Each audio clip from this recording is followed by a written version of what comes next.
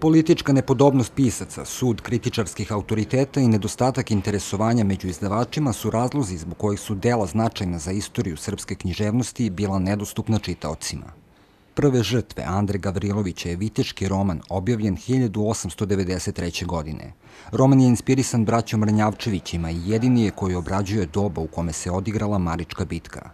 Iako je borba za oslobođenje od turske vlasti važna tema u našoj umetnosti, jedini publikovani dnevnik borca iz tih ratova skoro da je bio izgubljen.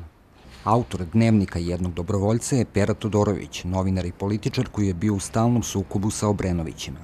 On je ostavio za sebe jedno dokumentarno delo, dnevnik jednog dobrovoljca, naime prave dnevničke beleške koje je pisao tokom učešća u borbi za oslobođenje. On je to zapravo slao i izdavao u časopisu Rad i kasnije u časopisu Straža, a zatim je materijal pretvoren u roman. Branimir Ćosić je umro mlad, ne dostigavši punu stvaralačku zrelost, ali je ostavio upečatljivo svedočanstvo o naličju Beograda između dva svetska rata. Roman Pokošeno polje iz perspektive mladog novinara predstavlja društvene probleme koji su aktuelni i danas.